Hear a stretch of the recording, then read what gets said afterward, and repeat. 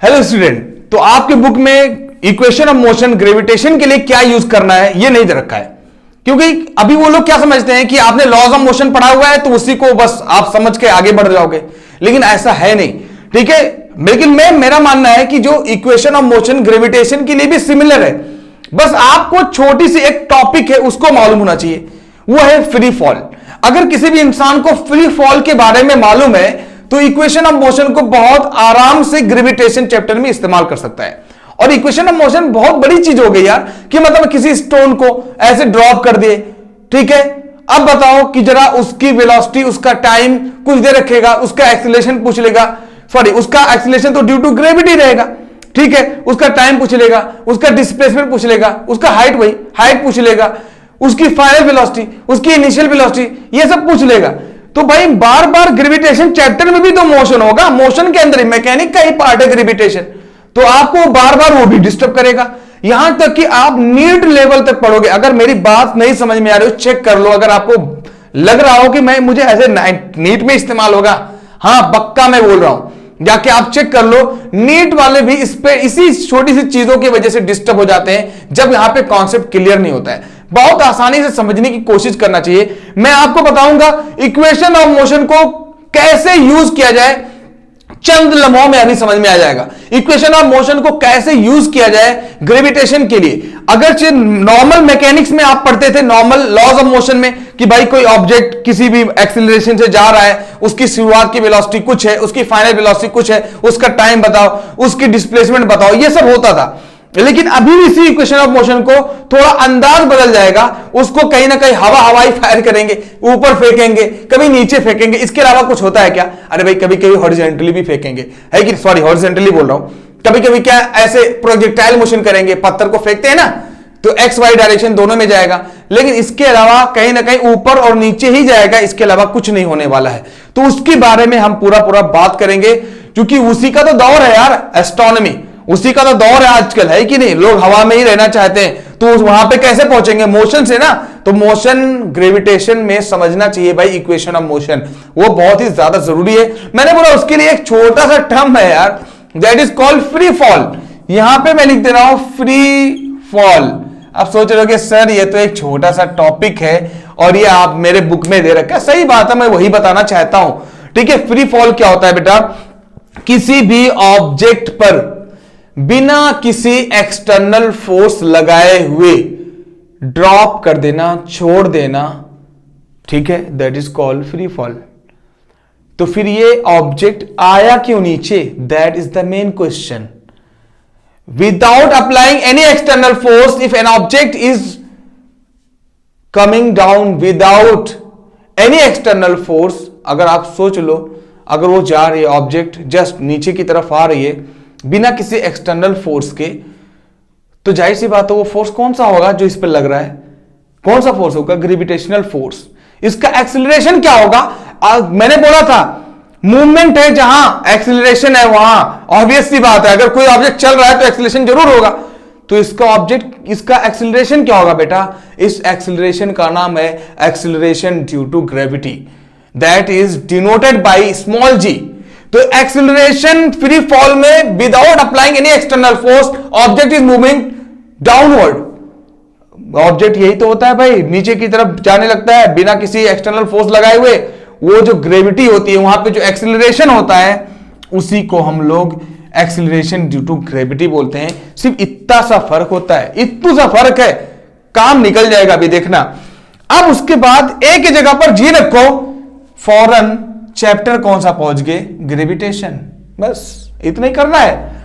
अब इसके बारे में बहुत डिटेल में गया हूं मैं, बताया, पूरा सेपरेट लेक्चर है भाई, स्मॉल जी वर्सेस कैपिटल जी, कोई दिक्कत नहीं है।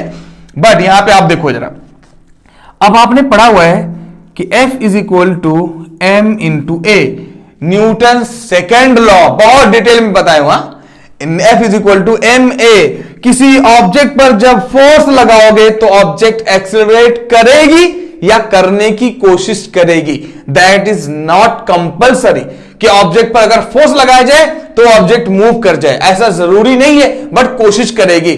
सो फोर्स एक क्या है, एक्सटर्नल, एक क्या है, फोर्स एक एक्सटर्नल फिजिकल क्वांटिटी है जो किसी ऑब्जेक्ट को या तो उसकी पोजीशन को चेंज करती है या चेंज करने की कोशिश करती है। ओके, नो प्रॉब्लम, ठीक है। अब अगर इसी को ऑब्जेक्ट पर ग्रेविटी का असर आ जाए, अभी ऐसे लात मारा, ठीक है, ऑब्जेक्ट इधर गया, उस पर फोर्स लगाया, लीनियर फोर्स, और एक्सीलरेट किया। लेकिन अगर विदाउट, अगर क्या आप करो, एक पत्थर लो, एक पत्थर को ऐसे छोड़ दो, ठीक है, मार्कर को छोड़ा, नीचे आ जाएगा, ऑटोमेटिक आ जाएगा। तो अब ये फोर्स ना होकर इसका नाम ग्रेविटेशनल फोर्स हो जाएगा, और ये क्या हो जाएगा, मास तो कभी नहीं बदलता है लेकिन एक्सीलरेशन जी बन जाएगा। बेटा कभी कभी इसी को ना प्यार से वेट बोल देते हैं। क्या बोल देते हैं भाई, weight, weight is equal to mg। तो कोई वेट बोले तो weight is equal to mg होता है। यही अपना वेट होता है जो मास को ग्रेविटी से मल्टीप्लाई करने पर मिलता है। बात समझ में आ गया भाई। इसी वेट को कभी कभी प्यार से कैपिटल W से डिनोट कर देते हैं, कभी कभी fg, यही होता है हमारा formula, acceleration due to gravity, हमारा इससे मल्टीप्लाई हो जाता है मास से, तब जाके बन जाता है कौन सा, फोर्स ऑफ अट्रैक्शन या ग्रेविटेशनल फोर्स। ओके, ठीक है भाई, इतनी बातें क्लियर कर दिया मैं, ये तो आप पहले से जानते हो। अब देखो, चलो मान लो, सबसे पहली बात इक्वेशन ऑफ मोशन में लिखते रहो, इसका डाउट खत्म हुआ है। सबसे पहली बात इक्वेशन ऑफ मोशन, सोचोगे सर ये तो सबको मालूम है, ठीक है भाई, अच्छी बात है, आपको मालूम है v equal to U plus A T, कोई ऑब्जेक्शन नहीं है, सबको मालूम होना ही चाहिए, कोई बड़ी बात तो नहीं है कि नहीं।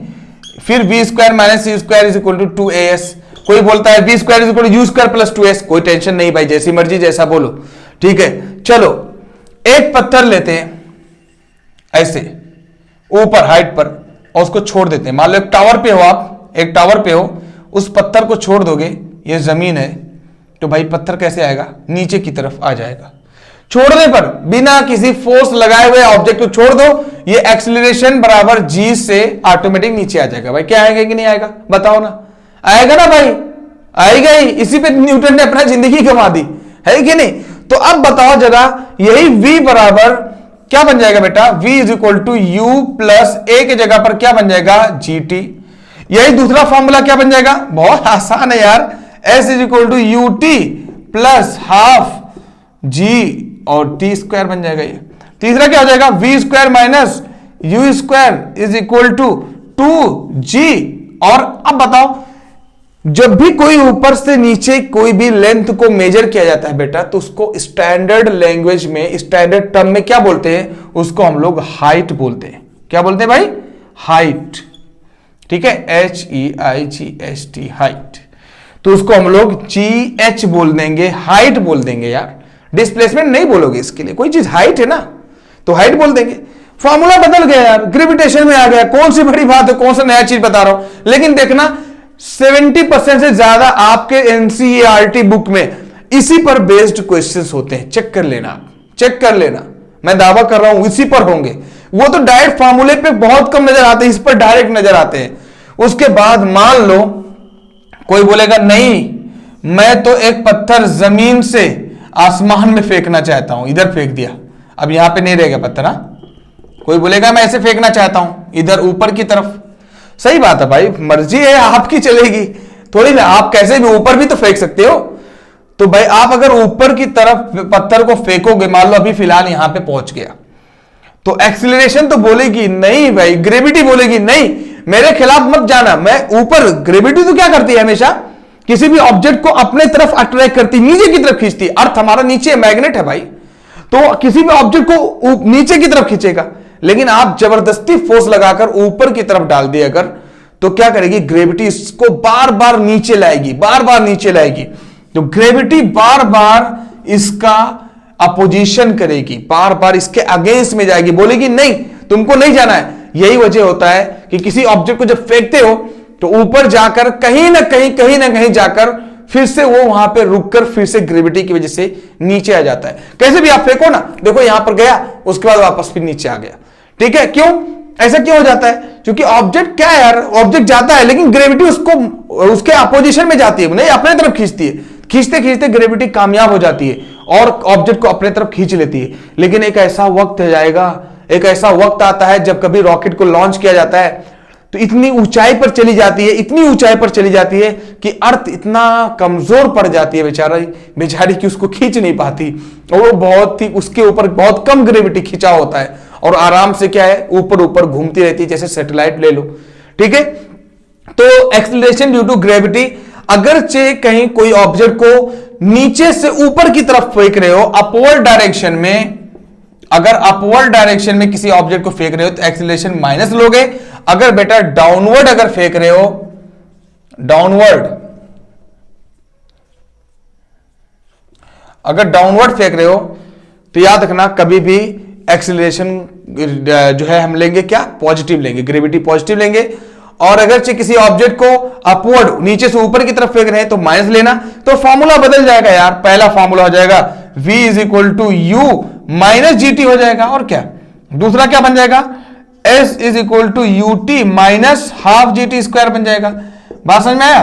तीसरा इक्वेशन क्या बन जाएगा भाई, v square minus U square is equal to minus two G H बन जाएगा, और क्या माइनस जी की जगह पर माइनस जी हो जाएगा बस, और क्या। और फिजिक्स में कभी भी माइनस का मतलब उल्टा, तो माइनस ले लेंगे मतलब उल्टा हो गया। यह बात समझ में आया। एक बात मैं और यहां पे क्लियर करना चाहता हूं, किसी ऑब्जेक्ट को अगर किसी एक पार्टिकुलर हाइट से गिराया जाए, मान लो ऐसे ऑब्जेक्ट लिया ऐसे गिरा दो, तो इसको नीचे ऊपर से इस हाइट से नीचे जाने में जितना टाइम लगेगा, अगर उसी ऑब्जेक्ट को फिर से फेंक दूं मैं इसी हाइट तक, तो याद रखना जो टाइम लगेगा वो दोनों का दोनों बराबर होगा। टाइम जो होता है टाइम ऑफ एसेंट होता है, वो टाइम ऑफ डिसेंट के बराबर होता है। मतलब ऊपर से नीचे आने का जो टाइम होगा या नीचे से ऊपर जाने का टाइम दोनों बराबर होगा। मतलब एक ऑब्जेक्ट को अगर आप फेंके ऐसे, ऑब्जेक्ट को फेंका, सॉरी ऑब्जेक्ट को अगर किसी आप ऑब्जेक्ट को आपने फेंका ऊपर की तरफ, तो जो टाइम नीचे से ऊपर तक जाने में लगेगा, फिर ऑब्जेक्ट को फिर से ऊपर से नीचे आने में सेम टाइम लगता है। मतलब यह भी एक बहुत बड़ी चीज है कि टाइम चाहे नीचे से ऊपर लेके जाओ चाहे ऊपर से नीचे, दोनों केस में टाइम बराबर होता है। एक बात और क्लियर हो गई आपको, ठीक है। दूसरी बात देखो, ये जो मैं बता रहा हूं ना, ये पूरा पूरा इसी के अंदर की बात बता रहा हूं। ये बार बार आपको नीड लेवल तक चैलेंज कर रहा हूं, नीड लेवल तक यही कॉन्सेप्ट काम आने वाला है, यही मैं बताने की कोशिश कर रहा हूं, तभी कुछ वजह ऐसा बोल रहा हूं मैं। अगर किसी ऑब्जेक्ट को ऊपर से मान लो यहां से फेंक कर यहां पे डाल दिया गया, यहां से यहां, तो जो टाइम लगेगा फिर से ऑब्जेक्ट को यहां से यहां आने में सेम टाइम लगेगा बेटा। ये टाइम ऑफ एक्सेंट कहलाता है, एसेंट कहलाएगा, ये टाइम ऑफ डिसेंट कहलाएगा। यानी ऊपर जाने का टाइम नीचे आने का टाइम दोनों का दोनों बराबर रहेगा। यानी टोटल टाइम हमेशा इन दोनों को जोड़ दिया जाएगा, तो टोटल टाइम लग जाएगा कि नीचे से फिर ऊपर जाकर नीचे आने में कितना टाइम लगेगा। That is called time of flight. और ये जो क्या कहलाता है, टाइम ऑफ एसेंट, और ये क्या कहलाता है, टाइम ऑफ डिसेंट। डिसेंट मतलब नीचे आना, एसेंट मतलब ऊपर रहना, ठीक है। और टोटल टाइम जो लगता है एसेंट और डिसेंट, इसको टाइम ऑफ फ्लाइट बोलते हैं, या फ्लाइट टाइम बोलते हैं, या फ्लाइट बोलते हैं, सीधा सीधा सीधा, ठीक है। तो आपको ये बात क्लियर हुई क्यों, क्योंकि ये भी कॉन्सेप्ट यहां पर काम आने वाला है। उसके बाद एक बात और मैं बताऊं, अगर किसी ऑब्जेक्ट को, सोचो आप किसी ऑब्जेक्ट को ऊपर से नीचे की तरफ गिराओगे, ऐसे ड्रॉप कर दोगे, तो बेटा इसका इनिशियल स्पीड क्या होगा मुझे बताओ। फ्री फॉल की बात कर रहा हूं, फ्री फॉल पढ़ा रहा हूं। देखो किसी ऑब्जेक्ट को ऊपर से नीचे ऐसे गिरा दोगे बिना किसी फोर्स लगाए हुए, बेटा उसका इनिशियल स्पीड क्या होगा बताओ ना, जीरो यार। जब किसी ऑब्जेक्ट को शुरुआत में स्पीड क्या होगा, उसकी जीरो होगी। तो याद रखना किसी ऑब्जेक्ट को ऊपर से जब नीचे गिराओगे तो उसका जो स्पीड होगा, इनिशियल स्पीड, वो हमेशा जीरो होगा और फाइनल कुछ ना कुछ होगा। मैं क्यों ऐसा बोल रहा हूं, बार बार आपको बहुत मदद मिल जाए करेगी। क्या करेगा, बार बार मैंने बोला इक्वेशन ऑफ मोशन कब इस्तेमाल होता है, जब तीन टर्म दे रखे चौथा पूछे। देखो 1 2 3 चौथा पूछ लिया, 1 2 और ये तीन टर्म चौथा पूछ सकता है, 1 2 3 ये चौथा पूछ सकता है। जब तीन टर्म दे रखा हो चौथा पूछे तो इक्वेशन ऑफ मोशन इस्तेमाल करेंगे। और equation of motion uniform motion के लिए इस्तेमाल होता है, पहले बता रहा हूं कहां पे इस्तेमाल होता है, यूनिफॉर्म मोशन के लिए। यूनिफॉर्म मतलब फ्री फॉल के लिए इस्तेमाल होगा बेटा, ये बात और क्लियर कर दूं मैं आपको। क्योंकि कोई भी ऑब्जेक्ट अगर आप बिना फोर्स लगाए हुए छोड़ दे रहे हो तो वो फ्री फॉल कहलाएगा। और फ्री फॉल यूनिफॉर्म मोशन होता है, मतलब हर जगह जी जी जी जी जी 9.8 मीटर पर सेकेंड स्क्वायर से ही खींचा होगा। एक बात और बहुत ज्यादा क्लियर करने की है, एक एक पॉइंट आप समझने की कोशिश करो, बहुत मजा आएगा, सच में बता रहा हूं, पूरी पूरी डाउट क्लियर हो जाएगी, मजा आ जाएगा एकदम। ठीक है, तो यहां पे जब किसी ऑब्जेक्ट को फ्री फॉल किया जाए तो जो इनिशियल स्पीड डाउनवर्ड की तरफ, नीचे की तरफ अगर फेंका जाए, इनिशियल स्पीड उसकी 0 होती है, फाइनल स्पीड कुछ ना कुछ होती है। हाइट दे रखेगा बेटा, जी एक्सीलरेशन तो मिल गया आपको, बार बार जी रहेगा। ठीक है, हाइट आपको दे रखेगा, अगर इनिशियल स्पीड आपको बार बार मिल जाएगा तो आपको वेलोसिटी मिल जाएगी, आपको टाइम मिल जाएगा करेगा, क्योंकि 3 तो बार बार मालूम रहेगा। बहुत आसान है, यही तो पूछता है यार, इससे ज्यादा इसकी औकात ही नहीं है। मैं चैलेंज कर रहा हूं, बनाओ ना कैसे क्वेश्चन बनाना हो भाई। आप अगर आप सीरियस हो यार, अगर आप समझ रहे हो रियल में कॉन्सेप्ट, तो फिर कहीं से क्वेश्चन बन ही सकता है। कैसे बनाओगे, बनाओ ना, बना के दिखाओ मेरे को, आप कमेंट में दो ना कि कहां से क्वेश्चन है, कुछ भी कैसे आराम से होगा देखना। किसी ऑब्जेक्ट को अगर ऊपर, नीचे से ऊपर की तरफ फेंकोगे तो बेटा ए तो माइनस जी पक्का है, हाइट वाइट भी दे रखेगा, हाइट नहीं दे रखेगा तो हाइट निकाल लेंगे। ठीक है, टाइम हो सकता है पूछ रहे, ओके नो प्रॉब्लम। बेटा यहां पे कुछ ना कुछ इनिशियल स्पीड तो होगा ना, 0 होगा क्या? कभी नहीं, 0 कभी नहीं होगा। क्यों? क्योंकि कुछ ना कुछ स्पीड दोगे शुरुआत में, तभी जाके ऊपर जा पाएगा। तो आपने शुरुआत में कुछ स्पीड दोगे, बाद में जाते जाते जाते जाते फाइनल स्पीड उसका 0 हो जाएगा। कितनी बड़ी बात है, समझने की कोशिश करो। लग रहा है बस इक्वेशन ऑफ मोशन पढ़ा रहे हो सर, क्या इसमें टाइम पास है? पूरा पूरा जान है वो, आप बात समझने की कोशिश करो। अगर किसी ऑब्जेक्ट को नीचे से ऊपर की तरफ फेंक रहे हो तो इनिशियल स्पीड उसका क्या है, 0 तो नहीं होगा, लेकिन फाइनल स्पीड 0 हो जाएगा। कैसे भी कर लो, जाते जाते जाते जाते कहीं ना कहीं तो 0 बन जाएगा ना भाई। तो फाइनली क्या बन गया, 0। जो बोल रहा हूं वैसे ही न्यूमेरिकल आने वाला है, इसलिए बोल रहा हूं। ठीक है, ऊपर v क्या हो जाएगा, फाइनल वेलोसिटी 0 बन जाएगा। ठीक है, ये बात आपको क्लियर हो गई।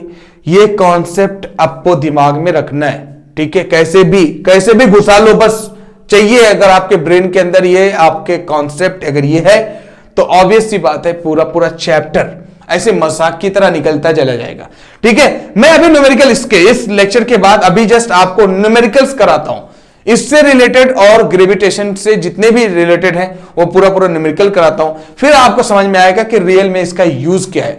ओके, तो जो बातें मैंने बताया इसको ध्यान से रखो, उसके बाद तो फिर यूं ही ऐसे मजाक में खेल दोगे। ठीक है, okay, thank you very much.